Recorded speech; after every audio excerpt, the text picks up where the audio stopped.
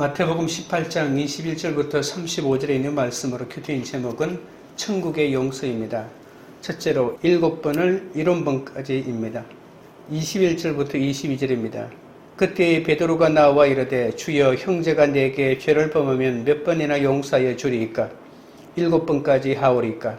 예수께서 이르시되 내게 이르노니 7번뿐 아니라 7번을 70번까지라도 할지니라. 그때는 천국에서 어린아이 같은 자가 큰 자이고 실족하게 하지 말고 이런 양을 찾으며 이방인과 세리 같은 형제를 위해 기도하라고 말씀하신 그때죠. 베드로는 예수님께 나와 형제를 7번 용서하면 되냐고 묻습니다. 예수님 시대의 랍비들은 3번 용서하면 충분하다고 생각했기 때문에 베드로는 7번까지 용서해야 하냐고 묻는 자신이 그들보다 더 낫다고 생각했을지 모릅니다. 형제를 7번 용서하면 되겠냐는 베드로의 질문에 주님은 70번씩 7번인 무한대의 개념을 말씀하십니다. 형제를 용서하는 것에는 끝이 없다는 말이죠. 그 이유는 우리가 모두 죄에서 벗어날 수 없는 사람이기 때문입니다. 과연 우리가 저지른 죄의 횟수는 몇 번일까요? 의식하든 의식하지 못하든 비판하고 미워하고 욕심부린 죄를 하루에 3번만 지어도 그 사람은 걸어다니는 천사가 아닐까요? 그런 사람이라고 해도 하루에 3번 짓는 죄가 한 달이면 90번, 1년이면 1000번, 70년이면 7만 번의 죄가 됩니다. 죄에서 자유로운 사람은 아무도 없습니다. 그래서 죄에 대하여 완전히 용서하는 법을 배우는 수밖에 없는 것이죠. 용서란 채권자의 권리를 완전히 포기한다는 말이죠. 같은 사람이 똑같이 반복해서 괴롭힐 때 우리는 마음이 괴롭습니다. 여러분은 지금까지 몇 번이나 용서하셨습니까? 같은 괴롭힘을 당해도 동일하게 용서가 가능하십니까? 내 힘으로 70번씩 7번 용서하기는 불가능하지 않겠습니까? 그렇기 때문에 내가 십자가의 은혜로 하나님의 무한한 용서를 받은 죄인임을 깨닫고 날마다 말씀을 통해 그것을 기억할 때 우리는 비로소 주님의 사랑으로 용서할 수 있습니다. 적용 질문 드립니다. 잘못을 반복해서 하는 사람을 몇 번까지 용서할 수 있습니까? 둘째는 1만 달란트 빚진 자입니다. 23절, 25절입니다. 그러므로 천국은 그 종들과 결산하려 하던 어떤 임금과 같으니 결산할 때에 1만 달란트 빚진 자 하나를 데려오매 갚을 것이 없는지라 주인이 명하여 그 몸과 아내와 자식들과 모든 소유를 다 팔아 갚게 하라 하니 주님은 1만 달란트 빚진 자의 이야기를 들려주십니다. 1달란트는 6천 데나리온입니다. 1데나리온은 노동자의 하루 품삯이죠. 1만 달란트는 6천만 명이 하루 동안 일한 품삯에 해당합니다. 한 사람이 1년에 5일 쉬고 300일 동안 일한다면 20만 년을 일해야 갚을 수 있는 어마어마한 돈입니다. 당시 노예 한 사람의 값이 500데나리온에서 2000데나리온이었으니까 한 온 식구를 노예로 팔아도 1달란트를 만들기 힘듭니다. 1만 달란트를 빚졌다는 것은 사람의 힘으로 도저히 갚을 수 없는 죄에 대한 무기력한 인간의 처지를 빗댄 것 아니겠습니까? 구원 또 이렇게 인간의 힘으로는 불가능합니다. 우리 주위에도 도박과 노름으로 갚을 수 없는 빚을 지고 벼랑 끝까지 몰려있는 사람들이 있습니다. 인생이 100% 죄인이라서 빚이 빚을 져서 눈덩이처럼 불어나 1만 달란트까지 가면 내 돈 남의 돈에 구별이 안 되고 윤리 도덕도 없어지고 그저 거짓말을 밥 먹듯이 합니다. 그런 사람이 만약에 내 식구라면 얼마나 괴롭겠습니까? 그럴 때 주인이 내 몸도 팔고 처자식도 다 팔아서 갚으라고 명령하고 있습니다. 26절 27절입니다. 그 종이 엎드려 절하며 이르되 내게 참으소서 다 갚으리이다 하거늘 그 종의 주인이 불쌍히 여겨 놓아 보내매 그 빚을 탕감하여 주었더니 그러나 1만 달란트 빚진 사람은 다 갚으리이다는 지키지도 못할 다짐을 합니다. 단 한 번만 기회를 주면 갚을 길 없는 빚을 다 갚겠다면서 위기를 모면하려고 헛되고 황당한 약속을 합니다. 본문에 절하며라고 하는 원어는 미완료 시제로 되어 있는데 한 번만 절한 게 아니고 반복해서 했다는 말이겠죠. 순간을 모면하기 위해 끊임없이 돈 되는 사람에게 엎드려 절합니다. 딱 한 번만 봐주면 사업을 일으켜서 한 번에 갚겠다고 합니다. 이럴 때는 장담을 할 게 아니라 주님 앞에 나와서 나는 아무것도 할 수 없는 죄인입니다. 사업도 내 욕심 때문에 망했습니다라고 고백하고 주변 사람들에게도 나는 무능하다, 사업 자질이 없다라고 말하며 용서를 구하고 죽으면 죽으리라고 해야 합니다. 그런데 계속 갚는다고 큰소리치고 돈 안 해준다고 식구들을 정죄하면 식구들이 믿어야 할지 말아야 할지 분별도 안 되고 얼마나 괴롭겠습니까? 이런 사람이 남편이면 원수 같아서 이혼하지만 이런 사람이 만약에 자식이면 버리지도 못하지 않습니까? 정말 자식 때문에 창자가 끊어지지 않겠습니까? 똑같은 죄라도 남편이 죄를 지으면 악을 쓰고 동네방네 고발하고 다니지만 자식이 죄를 지으면 꿀먹은 벙어리가 됩니다. 그런데 이 종의 주인이 측은한 마음에 그 어마어마한 돈을 탕감해 줍니다. 하나님이 이렇게 먼저 오셔서 죄에 대한 우리의 불강력적인 처지를 불쌍히 여기시고 전적인 은혜로 빚을 탕감해 주십니다. 28절부터 30절입니다. 그 종이 나가서 자기에게 100데나리온 빚진 동료 한 사람을 만나 붙들어 목을 잡고 이르되 빚을 갚아라 하니 그 동료가 엎드려 간구하여 이르되 나에게 참아주소서 갚으리이다 하되 허락하지 아니하고 이에 가서 그가 빚을 갚도록 오게 가두거늘. 그런데 어마어마한 빚을 탕감받은 이 사람이 동료에게 빚을 갚으라고 엇박지릅니다. 동료라고 하는 말은 함께 고용된 종, 같은 주인을 섬기는 피차 사정을 하는 동료라는 뜻입니다. 그런데 야비하게 빚을 갚으라고 합니다. 부정과거 시제로 차차 이래서 갚으라는 게 아니고 단번에 갚으라고 목을 조르고 있습니다. 이 사람은 왜 이렇게까지 할까요? 1만 달란트를 탕감받았으나 수중에는 돈 한 푼이 없기 때문입니다. 100데나리온이라도 필요한 상황입니다. 100데나리온 빚진 동료 역시 1만 달란트 빚진 자와 똑같이 간구합니다. 나를 참아주소서 갚으리이다. 그런데 다른 점이 있습니다. 100데나리온 빚진 자는 자기가 일해서 갚을 수 있는 돈입니다. 그러니까 허황된 호소가 아니고 진실된 말이죠. 빚 때문에 산동네로 이사가고 또 아파서 빚을 질 수밖에 없는 상황이 계속되고 있습니다. 그러나 시간이 걸려도 일해서 갚을 수 있는 수준입니다. 내가 이래서 갚겠다고 적용하면 하나님이 처리해 주시는 것이죠. 우리는 두 사람이 똑같이 호소하니까 누가 옳은지를 잘 모르지만 상식을 넘어서는 것을 경계해야 할 것입니다. 여러분은 무엇을 갚겠다고 기도하고 있습니까? 1만 달란트입니까? 100데나리온입니까? 내가 아무것도 할 수 없는 주제라는 것을 알아야 합니다. 당장 빚을 갚는 것이 아니라 벼락부자가 되게 해달라고 기도하니까 응답이 없는 것이죠. 100데나리온처럼 갚을 수 있는 액수를 갚겠다고 진실한 기도를 해야 합니다.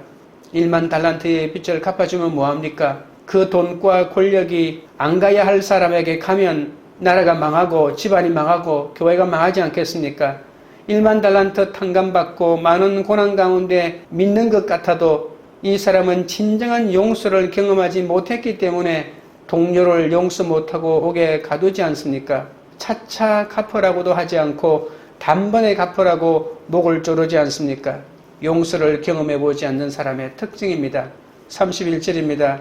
그 동료들이 그것을 보고 몹시 딱하게 여겨 주인에게 가서 그 일을 다 알리니, 몹시 딱히 여긴다는 것은 슬퍼하고 괴로워한다는 말입니다.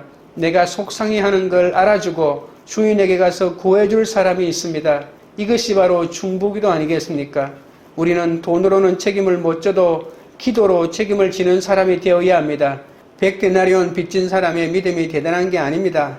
그저 기댈 데가 하나님밖에 없는 어린아이 같은 사람입니다. 내가 적용하고 살면 다른 동료들이 이 사실을 주인에게 고해주는 것이죠. 힘들고 지쳐서 어쩔 줄 모르는 수많은 이런 양이 있습니다. 그들은 기도할 줄도 모릅니다. 우리가 저 사람은 100데나리온만 갚아주면 살아날 사람입니다 라고 주님께 기도하면 주님이 들어주시고 갚아주시는 것이죠. 그런데 아무도 내 고난을 보고 슬퍼할 사람이 없다면 그것은 내 인생의 결론 아닐까요? 중심으로 용서를 구한 사람은 목을 졸리든지 감옥에 가든지 당할 수밖에 없습니다. 내가 지금 위기를 모면하려고 하는지 빚을 갚을 마음이 있는지 하나님은 절대 속지 않습니다. 100데나리온 빚진 사람은 원망하거나 욕하지 않고 잠자코 당했습니다. 그렇다면 감옥에 안 가는 것만이 축복일까요? 감옥에 갔다면 예수 믿었을 사람이 안 갔기 때문에 몇십 년 동안 온 집안 식구들을 망하게 하는 일도 있지 않습니까? 성경적 가치관으로 나에게 우리 집안에 좋은 게 무엇인지 생각해야 합니다. 내가 진실한지 아닌지 주님을 속지 않는단 말입니다. 주님과 인격적 만남도 없이 돈이 생기고 회복되고 자꾸 잘 되는 것이 악함 아니겠습니까? 32절 33절입니다. 이에 주인이 그를 불러다가 말하되 악한 종아 내가 빌기에 내가 내 빚을 전부 탕감하여 주었거늘 내가 너를 불쌍히 여김과 같이 너도 내 동료를 불쌍히 여김이 마땅하지 아니하냐 하고 악한 종 또 하나님께 빌었다고 합니다. 참된 죄 사함을 경험하지 못해도 얼마든지 악을 쓰고 기도할 수 있습니다.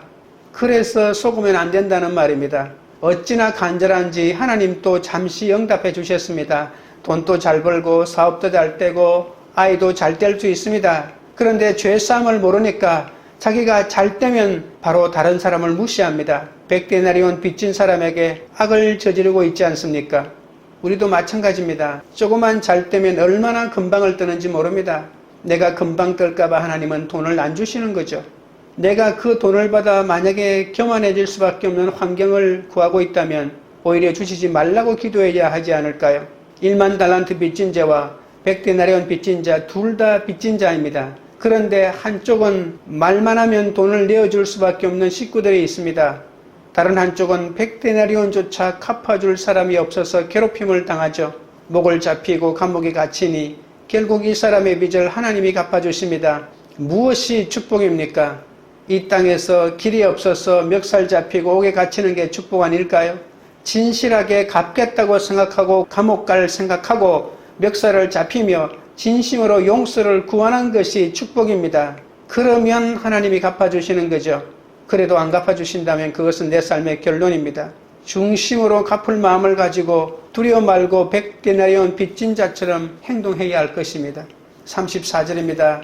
주인이 노하여 그 빚을 다 갚도록 그를 옥졸들에게 넘기니라. 결국 영원토록 형벌에 처하는 지옥으로 갑니다. 옥졸은 괴롭히는 자, 고문하는 자라는 뜻입니다. 내가 예수님을 안 믿으면 아무리 탕감을 받아도 육과 정신과 영의 고통이 끝이 없습니다. 광야에서는 물이 한 방울 떨어져도 너무 감사한데 1만 달란트나 갚아줘도 감사가 없습니다. 용서하지 않는 자는 하나님도 용서하지 않습니다. 용서 못하는 불순종이 있을 때 죽음의 냄새가 나를 뒤덮고 그 미움이 우리의 삶을 뒤흔드는 거죠. 불쌍히 여기지 못하는 마음이 지옥 아닙니까? 만일 다른 사람을 불쌍히 여기는 마음이 없다면 내가 죄사함을 경험하지 못했다는 증거일 겁니다. 앉아나 서나 자기밖에 모르는 사람이 정말로 불쌍한 1만 달란트 빚진 자입니다. 1만 달란트 탕감받고도 돌봐줘야 할 식구와 동료의 목을 조르고 주먹을 휘두르면서 돈 가져오라고 하는 사람이 바로 그 사람입니다. 1만 달란트 빚진 사람은 백데나리온 빚진 사람과 비교가 안 됩니다. 1만 달란트 빚질 때까지 얼마나 돈을 물쓰듯 쓰고 다녔겠습니까? 얼마나 사기를 치고 다녔으면 1만 달란트나 빚을 짓겠습니까? 1만 달란트 빚지기 위해서 그가 저지른 일을 보지 않아도 짐작이 갑니다. 그러다 망했는데도 여전히 대단한 식구들이 있었기 때문에 회개도 안 하는데 또 돈을 주는 것이죠. 그러면 회개해야 하지 않겠습니까? 그런데 문제는 자꾸 돈이 생기는데 어떻게 회개할 수 있겠습니까? 이런 사람이야말로 정말 불쌍한 사람 아닙니까? 백데나리온 빚진 자처럼 망하기에 산동네로 이사가는 적용을 하고 멱살을 잡히고 아무도 미워하지 않으면 감옥에 간다면 그 적용을 제대로 하고 있는 것입니다. 적용 질문 드립니다. 내가 1만 달란트를 탕감받았는데도 나를 영육간에 괴롭게 하는 식구들의 멱살을 잡고 옥에 가두지는 않습니까? 말로는 참아달라고 용서해달라고 기도하지만 갚을 생각이 없지는 않습니까? 급한 위기만 넘기겠다고 기도하고 있지는 않습니까? 셋째는 이와 같이 하시리라입니다. 35절입니다. 너희가 각각 마음으로부터 형제를 용서하지 아니하면 나의 하늘 아버지께서도 너희에게 이와 같이 하시리라. 우리가 참으로 불쌍히 여겨야 할 사람들은 70번씩 7번 용서해야 하는데 우리는 도저히 참을 수가 없습니다. 용서하려면 숨이 쉬어지지 않습니다. 우리는 조금만 무엇이 잘 되면 은혜보다 내 노력 때문이라고 생각합니다. 그리고 반대로 조금만 잘못되어도 내 탓이 아닌 남 탓을 합니다. 하나님이 은혜를 더 부어주고 싶으셔도 우리의 이런 교만 때문에 그렇게 하시지 못하는 거죠. 내 가족이 돈 벌겠다고 혈안이 되어 술과 도박과 폭력과 바람을 피웁니다. 이 문제투성이 사람은 1대1로 권고하고 두세 사람이 권고하고 교회가 말해도 안 듣습니다. 그래도 이 사람을 무한대로 용서하며 끝없이 인내하라고 말씀하십니다. 교회란 70번씩 7번 용서해야 할 사람들이 모이는 곳 아닙니까? 내 사랑하는 식구들이 70번씩 7번 참을 동안 변하지 않는 것이 우리를 너무 슬프게 합니다.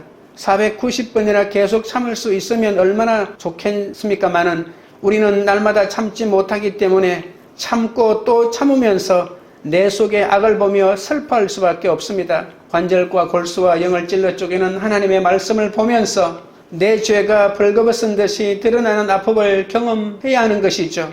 내가 얼마나 형편없는 사람인지 비로소 알게 될 것입니다.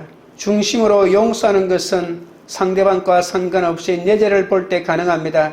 70번씩 7번 내 죄를 보면서 1만 달란트 빚진 자 같은 나 때문에 얼마나 수고하는가 깨닫게 되는 것이죠. 내가 내 모습 깨달으라고 저 사람이 내 곁에 식구로 붙어 있는 것입니다. 내가 죄인인 것을 가슴 절절히 느낄 때 비로소 용서할 수 있지 않겠습니까? 용서할 사람이 있다는 것은 하나님이 사랑하신다는 증거 아니겠습니까? 날마다 용서받고 용서하는 사람을 하나님이 들어서십니다. 아직도 용서가 안 되고 원망이 된다면 받아야 할 훈련이 남아있는 것이죠. 내 옆에 식구가 사탄의 종으로 보여도 끝까지 관용하고 용서해야 합니다. 그러기 위해서 내 죄를 70번씩 7번 볼 수밖에 없는 것이죠. 용서한다는 것은 교제가 회복되는 것이죠. 용서했다고 말하면서도 교제는 안 한다면 참 용서가 아닙니다. 눈도 마주치기 싫은 지체에게 용서하고 관용의 태도를 보이는 것이 어떤 가르침이나 전도보다 힘이 있습니다. 바람을 피워도 부도가 나고 사고를 쳐도 남편을 용서하고 자식을 용서하는 교회는 살아있는 교회 아니겠습니까? 사소한 것이라도 용서할 때 전도가 되는 것이죠.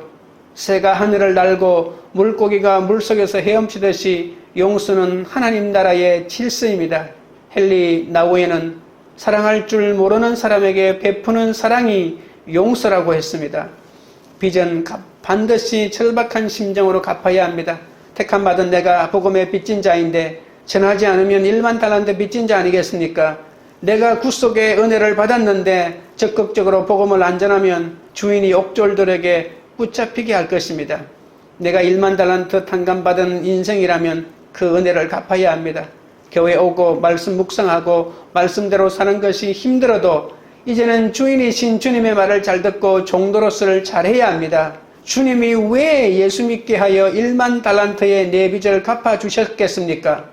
용서받을 수 없는 내가 용서받았기 때문에 이제 내가 다른 사람을 용서하는 것은 선택이 아니라 필수입니다. 우리가 다른 사람을 끝없이 용서해야 하는 이유는 죄에서 자유로운 사람이 아무도 없기 때문입니다.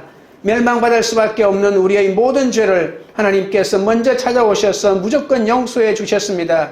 내가 죄인이라는 것을 깨닫는 택하신 사람에게 1만 달란트 빚진 자 같은 사람을 옆에 주시고 70번씩 7번 내 죄를 알게 하십니다. 그러므로 이웃을 용서하는 것이 바로 주님을 닮는 지름길 아니겠습니까? 그러나 형제를 중심으로 용서하는 것은 내 죄를 보기 전에는 절대로 할 수 없습니다. 내가 용서하지 않으면 하나님 또 나를 용서하지 않으십니다. 우리는 말로 근성으로 잘못을 덮어주기도 하고 위로도 합니다. 하지만 일상생활의 사소한 것에서 무너집니다. 온 인격으로 용서해야 하는데 우리는 어떤 용서를 하고 있을까요? 우리는 늘 주님을 배반합니다. 하지만 주님을 배반할 때마다 내 옆에 식구를 통해 내 죄를 가르쳐 주시는 것을 느끼셔야 합니다. 그럴 때 나를 위해 수고하고 몽둥이 역할을 하는 그 식구들을 위해 눈물을 흘리면서 기도할 수 있게 되지 않겠습니까? 주님이 용서하신 그 사랑 때문에 끝없이 용서하는 우리가 되어 가정과 교회와 나라가 회복되어야 합니다. 이 땅의 축복은 내 힘으로는 아무것도 할 수 없어서 주님이 도와주시는 그 은혜를 경험하는 것입니다. 적용 질문 드립니다. 중심으로 용서하지 못하고 용서하고 나서 생색을 내고 인정을 받으려는 마음이 있습니까? 오늘 내가 중심으로 용서해야 할 가족과 이웃은 누구입니까? 내가 얼마나 죄인인지를 생각하며 1만 달란트 탕감받은 자의 은혜가 절절히 깨달아지십니까? 그 엄청난 은혜를 생각할 때 용서 못할 사람이 없음을 인정하십니까? 기도드리겠습니다. 하나님 아버지, 주님은 숫자의 개념이 아닌 무한대의 개념으로 용서하라고 하십니다. 그런데 저에게 베푸신 주님의 은혜를 잊어버리고 가족과 주변 사람들을 용서하기를 주저할 때가 얼마나 많은지 모릅니다. 불쌍히 여겨 주옵소서. 평생을 수고하여 갚아도 다 갚지 못할 1만 달란트를 빚진 종처럼 내 힘으로는 해결할 수 없는 죄와 고난의 짐이 있습니다. 종을 측은히 여기고 빚을 모두 탕감해 준 주인처럼 내 힘으로 처리할 수 없는 죄를 하나님께서 용서하고 해결해 주셔서 감사합니다. 나의 큰 죄악을 용서해 주신 그 은혜의 감격을 회복하여 생색이 아닌 진심으로 남을 용서하는 삶을 살게 하여 주옵소서. 백데나리온 빚진 자를 옥에 가둔 종의 모습이 나에게도 있습니다. 하나님의 은혜로 빚을 탕감받고 기도 응답을 받았는데 내가 잘나서 이룬 줄 알고 교만해져서 다른 사람을 판단하고 무시한 죄를 회개합니다. 남을 용서하지 않는 자는 하나님도 용서하지 않으신다고 하셨습니다. 내가 얼마나 용서받을 수 없는 죄인인지를 깨달으며 70번씩 7번 나에게 잘못한 사람이라도 중심으로 용서할 수 있도록 인도하여 주옵소서. 용서받은 자가 용서할 수 있다고 하셨습니다. 하나님의 용서와 구원을 경험하였기에 어떤 사람도 용서 못할 사람이 없음을 깨닫고 용서를 실천할 수 있도록 도와주옵소서. 1만 달란트 빚을 탕감받은 엄청난 은혜를 얻었음에도 아직도 우리에게 작은 불편을 주는 식구들을 참지 못해 멱살 잡는 우리를 불쌍히 여기시옵소서. 나를 참아주소서. 갚으리이다라고 기도해도 갚을 마음 없이 위기의 순간에서 벗어나기만 원하는 우리의 악을 용서하여 주옵소서. 형제를 진심으로 용서하지 못하면서도 용서했다고 생색내며 용서에 외식이 있는 우리를 불쌍히 여겨 주옵소서. 관계 우리들 교회가 잘못을 반복해서 하는 사람도 끝까지 용서하는 공동체가 되게 하옵소서. 우리를 영육간에 괴롭게 하는 식구와 지체들의 멱살을 잡고 옥에 가두지 않고 중심으로 용서하게 하여 주옵소서. 오늘 각자가 중심으로 용서의 사람들을 찾게 하옵소서. 우리가 얼마나 죄인인지를 생각하며 1만 달란트 탕감받은 자의 은혜가 절절히 깨달아지고 천국의 용서를 베푸는 그런 공동체가 되도록 역사하여 주시옵소서. 예수 그리스도 이름으로 기도드리옵나이다. 아멘.